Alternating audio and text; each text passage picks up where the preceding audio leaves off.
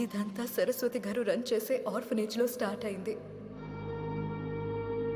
నేను, ప్రీతి, నా చెల్లెలు అలేఖ్య చిన్నప్పుడు అది ఆర్ఫనేజ్లో ఉండేవాళ్ళు. అప్పుడు ఒక అమ్మాయిని అడాప్ట్ చేసుకోవడానికి యుఎస్ నుంచి మోహన్ వాళ్ళ తమ్ముడు శివ, తన వైఫ్ ప్రియా వచ్చారు. ఉన్న వాళ్లలో మీరు చెప్పిన ఏజ్ గ్రూప్లో మీ సిచ్యువేషన్కి సెట్ అయ్యే అమ్మాయిలు ఎవరినైనా చూస్ చేసుకోవచ్చు. బట్ నేను చెప్పింది గుర్తుంది కదా, మీరు ఎవరినైతే చూస్ చేసుకుంటారో తనని నేను అడుగుతా. తను ఇష్టపడితేనే నేను పంపిస్తా. ఆఫ్ కోర్స్ మ్యామ్, ఈ ముగ్గురు పిల్లల్లో మాకు ఎవరైనా ఓకే. వాళ్ళు వాటేసుకున్నప్పుడు ఎంత బాగుందో నేను చెప్పలేను. నాకు ఆ ప్రేమ కావాలనిపించింది, కానీ నాకంటే ఎక్కువ నా చెల్లి అలేఖ్యకి ఆ ప్రేమ అవసరం. అలేఖ్య అనే పాపకి చిన్న హెల్త్ ఇష్యూ ఉంది హార్ట్లో. ఒక 2-3 ఇయర్స్లో ఆటోమేటిక్గా సెట్ అయిపోతుందని డాక్టర్లు చెప్పారు. బట్ మీకు ఆ అమ్మాయి వద్దు అనుకుంటే మిగిలిన 2 పిల్లలు ఎవరో ఒక అమ్మాయిని అడాప్ట్ చేసుకోవచ్చు. అయ్యో అలాంటిదేం లేదు మేడం, మాకెవరన్నా ఓకే. అలా అయితే సరే, ఒక పని చేద్దాం. ప్రీతి, చెల్లికి హార్ట్లో ప్రాబ్లం ఉంది కదా, తను వాళ్ళతో వెళ్తే ఎక్కువ రోజులు బ్రతుకుతుంది. సో నీ పేరు వస్తే నీకు వెళ్ళటం ఇష్టం లేదని చెప్తావా? అలాగే అక్క. వస్తున్నా మేడం.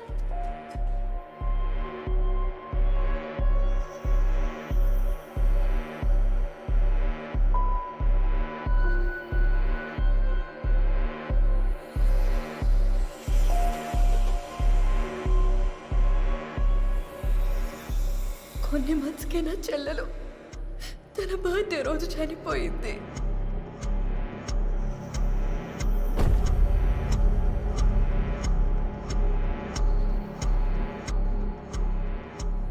మెల్లగా నా చెల్లి లేదు అన్న నిజాన్ని యాక్సెప్ట్ చేయడం మొదలు పెట్టాను. కానీ ఎక్కడో నాకు తెలియకుండానే ప్రీతి మీద ఒక చిన్న కోపం అప్పుడే మొదలైంది నాలో. ఆర్ఫనేజ్ నుంచి బయటికి వచ్చాక నాకు నా రోహిత్ పరిచయం అయ్యాడు.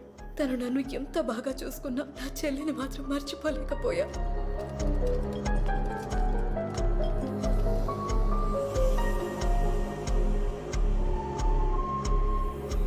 రోహిత్ ఒకరోజు నన్ను పబ్కి తీసుకెళ్ళాడు.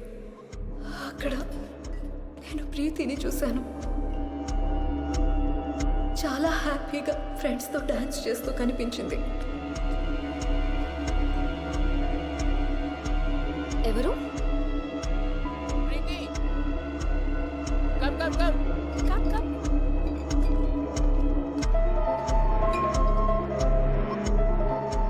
ప్రీతిని అలా హ్యాపీగా చూసిన తర్వాత నాలో తెలియని బాధ ఏదో మళ్ళీ. ప్రీతి ప్లేస్లో నా చెల్లి కదా ఉండాల్సింది. డిప్రెషన్లోకి వెళ్ళా కొన్ని రోజులు. రోహిత్ నాకు చాలా హెల్ప్ చేయడానికి ట్రై చేశాడు. బట్ ఆ హెల్ప్ని యాక్సెప్ట్ చేసే స్టేట్ ఆఫ్ మైండ్లో నేను లేనప్పుడు మెల్లగా బాధ కోపంగా మారింది. ప్రీతి మీద నాలో ఎక్కడో ఉన్న చిన్న కోపం ఆ రోజు చంపాలన్నంత కోపంగా మారింది. మెకానిక్ ఫహాద్ గురించి తెలుసుకున్నా. వాడికి డబ్బులు ఇచ్చి ప్రీతిని కిడ్నాప్ చేసి నాకు అప్పచెప్పమన్నాను. నేను ఎప్పుడు చూడంత డబ్బులు ఇస్తానన్నా సాబ్.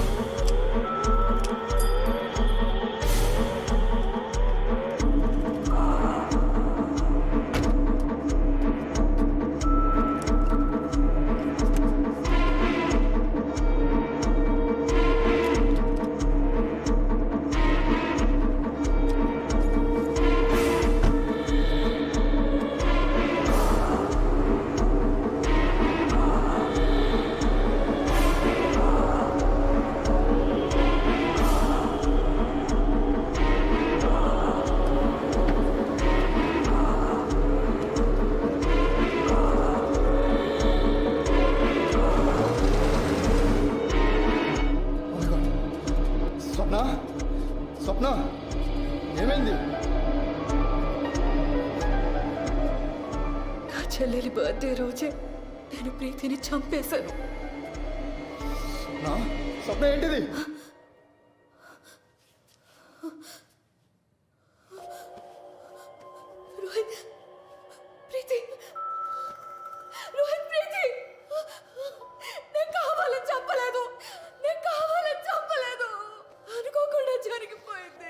రోహిత్ అనుకొని ఉండడు నేను ఇలా చేస్తానని.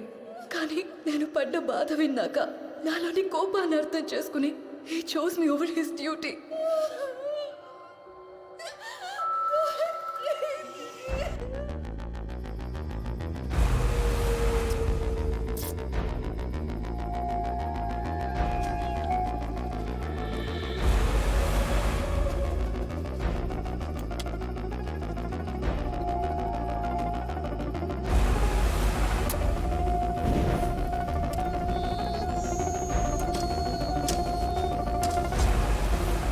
ప్రీతి కేసు కొన్ని రోజులకి హెచ్ఐటికి ట్రాన్స్ఫర్ అయింది. నేహా ఎవిడెన్సెస్ అనలైజ్ చేయడం స్టార్ట్ చేసింది. ఒకరోజు శ్రీనివాస్ గారికి నేహా కాల్ చేస్తే లక్కీగా తన కాల్ రీచ్ అవ్వలేదని రోహిత్కి కాల్ చేసింది. హలో, ప్రీతి కేసులో ఒక ఇంపార్టెంట్ ఇన్ఫర్మేషన్ ఐడెంటిఫై చేశాం. క్రైమ్ స్పాట్లో దొరికిన నీడల్ మీద పార్షియల్ ఫింగర్ ప్రింట్స్ డిటెక్ట్ అయ్యాయి. That's great. నీడిల్ మీద ప్రీతి బ్లడ్ కానీ డిఎన్ఏ కానీ డిటెక్ట్ అవ్వలేదు. ఫింగర్ ప్రింట్స్ కోసం సర్చ్ చేస్తే పార్షియల్ ప్రింట్స్ డిటెక్ట్ అయ్యాయి. Let's run a quick check. There you go.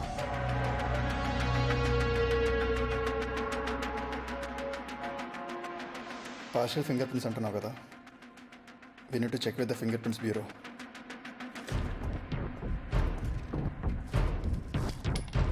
ఈ ఇన్ఫర్మేషన్ ఎట్టి పరిస్థితుల్లో శ్రీనివాస్ గారికి వెళ్ళకూడదు కాబట్టి అదే నైట్ రోహిత్ నేహా ఇంటికి వెళ్ళాడు.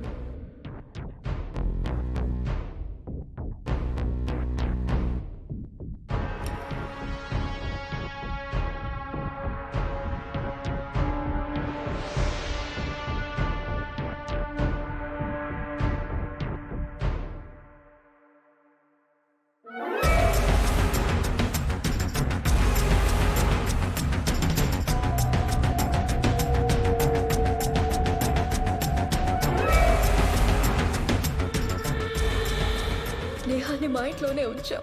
నేహాని చంపడం మా ఉద్దేశం కాదు విక్రమ్. మేము అబ్రాడ్ ఇల్లీగల్గా ఇమిగ్రేట్ అయ్యి ఎక్కడైనా డిసపియర్ అవ్వడానికి రోహిత్ వాళ్ళ ఫ్రెండ్స్ ద్వారా అరేంజ్మెంట్స్ చేశాడు. బట్ రోహిత్ మదర్ని వాళ్ళ బ్రదర్కి అప్పచెప్పి బయలుదేరతామని వెయిట్ చేస్తూ ఉండిపోయాం. మేము నేహాని సెడేట్ చేసి కట్లు విప్పేసి వదిలేసి వెళ్ళిపోదాం అన్నదే మా ప్లాన్. ఆ అమ్మాయిని వాళ్ళు వదిలేసి వెళ్ళిపోదాం అనుకున్నారు సార్. కానీ ఆ అమ్మాయి ప్రాణాలతో బయటపడితే దొరికిపోయేది నేనే కదా సార్. అందుకే చంపేద్దామని వెళ్తుంటే ఈసారి చాపారు. ఎప్పుడైతే షీలా రాజు గెస్ట్ హౌస్ ముందు ప్రీతి డెడ్ బాడీ దొరుకుద్ది అని నోట్ రాసి పెట్టిందో అప్పుడు రోహిత్ మళ్ళీ ప్రీతి బాడీని తవ్వి బయటికి తీశాడు. కానీ రోహిత్ చాలా మంచోడు. నా వల్ల షీలా పనిష్ అవ్వడం కూడా తనకిష్టం లేదు. అందుకే మీరు ఆల్రెడీ డిఎన్ఏ శాంపిల్స్ కలెక్ట్ చేసిన వాళ్ళలో కొంతమందిని రోహిత్ మళ్ళీ కలిశాడు. వాళ్ళకి తెలియకుండానే వాళ్ళ డిఎన్ఏ శాంపిల్స్ కలెక్ట్ చేసుకున్నాడు. అలా కలెక్ట్ చేసుకున్న డిఎన్ఏ శాంపిల్స్ ని తవ్వి తీసిన ప్రీతి బాడీ మీద ఇంప్లాంట్ చేశాడు. అలా డిఎన్ఏ ఇంప్లాంట్ చేసిన ప్రీతి డెడ్ బాడీని షీలా చెప్పిన ప్లేస్ లోనే ఎవరికీ తెలియకుండా తవ్వి పెట్టేశాడు. అలాగే షీలా షూస్ నుంచి కార్ టైర్స్ నుంచి మట్ కూడా కంటామినేట్ చేశాడు. రోహిత్ ఎవరిని ఫ్రేమ్ చేయడానికి ట్రై చేయలేదు విక్రమ్. ఈ కేసు కోల్డ్ అయ్యాక మేం పారిపోవాలి అన్నదే మా ప్లాన్. రోహిత్ అలా చనిపోయి ఉండకూడదు.